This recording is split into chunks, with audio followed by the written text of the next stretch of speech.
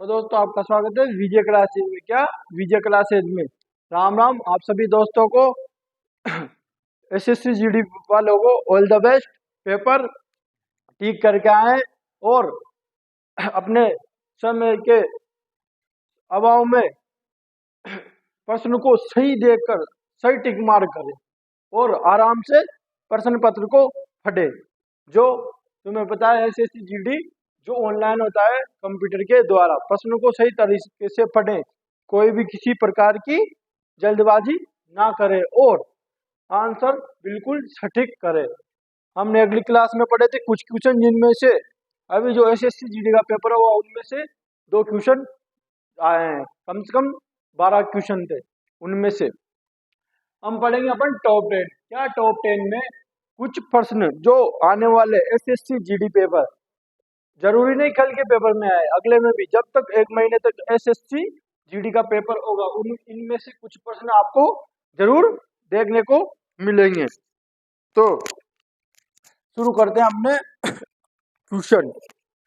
तो पहला क्वेश्चन है, भारत के संविधान के अनुच्छेद 263, क्या आर्टिकल 263 में क्या है? क्या जो भारत का संविधान है 263 उसमें क्या है? तो उसमें संवैधानिक आयोग, क्या संवैधानिक आयोग का उल्लेख किया गया है। आंसर होगा संवैधानिक आयोग, जो आर्टिकल 263 में है। अगला क्वेश्चन है दूसरे नंबर का, जो लोकसभा के सदस्य बनने के लिए, क्या लोकसभा सदस्य बनने के लिए न्यूनतम आयु कितनी होना चाहिए? क्या 25 वर्ष, क्या 25 वर्ष, और राज्यसभा में 35 वर्ष। तो लोकसभा के सदस्य बनने के लिए न्यूनतम आयु 25 वर्ष होना चाहिए। कितनी? 25 वर्ष। और एक क्वेश्चन और, जो लोकसभा होती है उन्हें उन सदस्यों का कार्यकाल कितने वर्ष का होता है? 5 वर्ष का होता है। क्या 5 वर्ष का कार्यकाल होता है लोकसभा के सदस्यों का, है ना। अगला क्वेश्चन 32वां, क्या 32वां सरस्वती सम्मान जो पुरस्कार होता है उसे किससे सम्मानित किया गया? किसे सम्मानित किया गया है? 32वां सरस्वती सम्मान जो पुरस्कार होता है उसे किस व्यक्ति को सम्मानित किया गया है अभी हाल ही में 2024 में? तो आंसर होगा शिव शंकरी। क्या आंसर में? शिव शंकरी, जिसे 32वां सरस्वती सम्मान पुरस्कार से सम्मानित किया गया, शिव शंकरी। चौथा क्वेश्चन है, नीति आयोग के प्रथम उपाध्यक्ष कौन थे? क्या जो अपने नीति आयोग है उसके प्रथम उपाध्यक्ष कौन थे? तो आंसर में होगा अरविंद फनगड़िया। क्या? अरविंद फनगड़िया, जो अपने पहले उपाध्यक्ष, अध्यक्ष नहीं उपाध्यक्ष की बात कर रहा हूं मैं। जो नीति आयोग है उसके प्रथम उपाध्यक्ष थे अरविंद फनगड़िया। नीति आयोग, पहले नीति आयोग का नाम क्या था? योजना आयोग। क्या? योजना आयोग। 2015 में इसका नाम क्या कर दिया? नीति आयोग। इसकी नीति आयोग के अध्यक्ष कौन होते हैं? हमारे पीएम प्रधानमंत्री जी, वर्तमान में श्री नरेंद्र मोदी जी नीति आयोग के अध्यक्ष हैं। उपाध्यक्ष नहीं, ओनली अध्यक्ष की बात कर रहा हूँ। पीएम होता है इनका अध्यक्ष। अगला क्वेश्चन 2023, क्या 2023 का अंतरराष्ट्रीय, क्या अंतरराष्ट्रीय बुकर, क्या अंतरराष्ट्रीय बुकर पुरस्कार किसे दिया गया? क्या 2023 का जो अंतरराष्ट्रीय बुकर पुरस्कार है, 2023 का जो अंतरराष्ट्रीय बुकर पुरस्कार वो किसे दिया गया? तो जॉर्ज जी को दिया गया। ये आपको सिंपल तरीके से याद रखने के लिए मैंने ओनली जॉर्जी नाम लिखा है, इसका आगे भी नाम है, आप ऑप्शन देख के ठीक कर सकते हैं, जॉर्जी। अगला क्वेश्चन, डेविस कप 2023, क्या डेविस कप 2023 का किताब, क्या किताब किसने जीता? क्या डेविस कप हुआ था 2023 में, क्या जो डेविस कप हुआ था 2023 में उसका किताब कौन से देश ने जीता? किसने जीता? इटली ने। क्या इटली ने जीता 2023 का जो डेविस कप हुआ था उसका किताब। अगला क्वेश्चन है, जो हाल ही में, क्या हाल ही में किसे 53, क्या 53 दादा साहब फाल्के पुरस्कार, क्या पुरस्कार से सम्मानित किया गया। कौन से? 53वें क्या 53वें दादा साहब फाल्के पुरस्कार से सम्मानित किसे किया गया अभी हाल ही में? तो उसका नाम है वहीदा। क्या? वहीदा रहमान। क्या? वहीदा रहमान।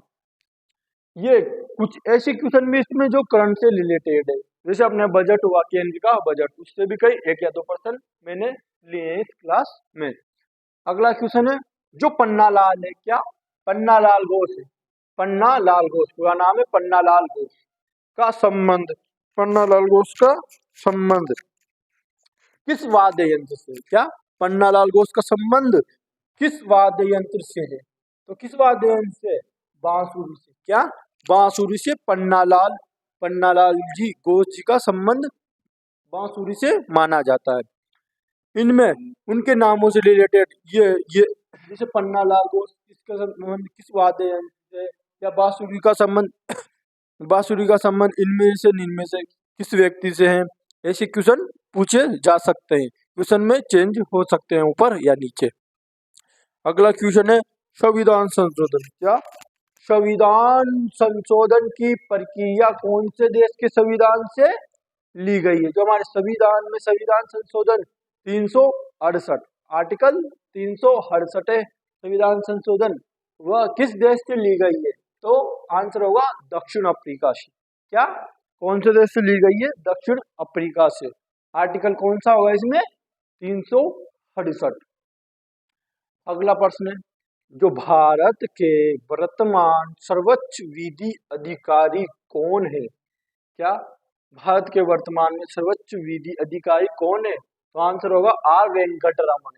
क्या? आर वेंकटरमण जो वर्तमान में भारत के सर्वोच्च विधि अधिकारी हैं। क्या? भारत के सर्वोच्च विधि अधिकारी है आर वेंकटरमण, है ना।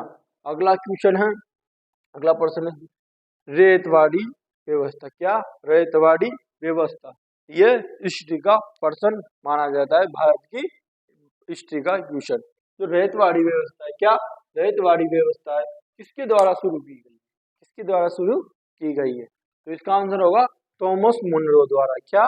थॉमस मुनरो द्वारा रेतवाड़ी व्यवस्था की शुरुआत की गई है। तो रेतवाड़ी व्यवस्था है भारत में, उसकी शुरुआत किसके द्वारा की गई है? थॉमस मुनरो द्वारा। अगला प्रश्न है 2030। क्या? 2030 के जो राष्ट्रमंडल खेल, क्या जो राष्ट्रमंडल खेल है वो किस देश में आयोजित किए जाएंगे? क्या? 2030 के जो 2030 में आने वाले 2030 में जो राष्ट्रमंडल खेल होंगे वो किस देश में आयोजित किए जाएंगे 2030 के? तो आंसर क्या होगा? हैमिल्टन। क्या? हैमिल्टन क्या है? सिटी का नाम है हैमिल्टन, तो उसमें आयोजित किए जाएंगे 2030 के राष्ट्रमंडल खेल।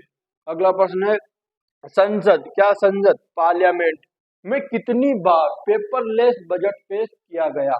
अभी 2024 तक की बात कर रहा हूं मैं। तो कितनी बार पेश किया गया? 4 बार पेश किया गया अभी तक संसद में पेपरलेस बजट। क्या? पेपरलेस बजट 4 बार पेश किया गया अभी तक। कब तक? 2024 तक केंद्र सरकार द्वारा। अगला प्रश्न है केंद्रीय गन्ना अनुसंधान संस्थान। क्या? केंद्रीय गन्ना अनुसंधान संस्थान कहाँ स्थित है? तो केंद्रीय गन्ना अनुसंधान संस्थान कहाँ पे स्थित है? लखनऊ में। क्या? लखनऊ में। तो ये थे अपने कुछ प्रश्न जो हो गए। मैं इसके अलावा 1-2 प्रश्न आपको एक्स्ट्रा बता देता हूँ। इसके अलावा 1-2 प्रश्न एक्स्ट्रा बता देता हूँ। जैसे जो शिव समुद्र जलप्रपात है, क्या भारत में जो शिव समुद्र जलप्रपात या भारत में शिव समुद्र जलप्रपात वो कहाँ स्थित है? तो वो कर्नाटक में स्थित है। कौन सी नदी पे? कौन सी नदी पे स्थित है वो? कावेरी नदी पर। कौन सा जलप्रपात? ये शिव समुद्र जलप्रपात। क्वेश्चन है शिव समुद्र। क्या? शिव समुद्रम। क्या? समुद्र जलप्रपात। क्या? जलप्रपात कहाँ स्थित है? क्या कहाँ स्थित है? तो आंसर क्या हो जाएगा? कर्नाटक में। क्या? कर्नाटक में स्थित है ना? कौन सा जलप्रपात? शिव समुद्रम। क्या? शिव समुद्रम जलप्रपात कहाँ स्थित है? कर्नाटक में। क्या? कर्नाटक में। और नदी कौन सी है? नदी हो जाएगी कावेरी नदी। क्या? कावेरी नदी। अगला प्रश्न एक और बता देता हूं मैं। अनुच्छेद 18 में क्या है? अनुच्छेद 18 में क्या है? उपाधियों का अंत। उपाधियों का अंत किया गया है। उपाधियों का अंत। अनुच्छेद अंत। क्या? उपाधियों का अंत अनुच्छेद 18 में किया गया है। मतलब इसका अर्थ है किसी को भी किसी प्रकार की उपाधि नहीं दी जाएगी, ओनली आर्मी के अलावा, वो भी संसद के प्रक्रिया के बाद ही। तो उपाधि किसी प्रकार को उपाधि नहीं जाएगी। इसका अंत अनुच्छेद क्वेश्चन ये आर्टिकल 18 में दिया गया है। क्या? 18 में दिया गया है ना? और अब बताता हूं मैं आपको। 18 हो गया है ना? अनुच्छेद 72। क्या? अनुच्छेद अनुच्छेद कौन सा? अनुच्छेद 72। अनुच्छेद 72 में क्या है? अनुच्छेद आर्टिकल 72 में समाधान की शक्ति। क्या? समाधान की शक्ति, राष्ट्रपति की समाधान की शक्ति दी गई है ना? है ना? Article number 50। क्या? आर्टिकल नंबर 50 इसमें क्या है? न्यायपालिका। क्या? न्यायपालिका और कार्यपालिका। क्या? कार्यपालिका और न्यायपालिका का पृथक्करण। क्या? पृथक्करण दिया गया है आर्टिकल 50 में। क्या? आर्टिकल 50 में।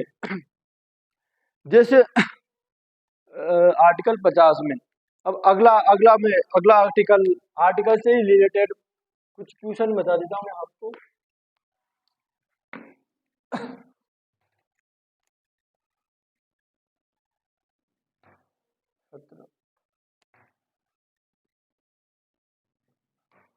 अगला प्रश्न है अनुच्छेद 32 में क्या है? आर्टिकल 32। क्या? आर्टिकल 32 में है संवैधानिक। क्या? संवैधानिक उपचारों का अधिकार। क्या? अधिकार। क्या? संवैधानिक उपचारों का अधिकार है ना? संवैधानिक उपचारों का अधिकार। अगला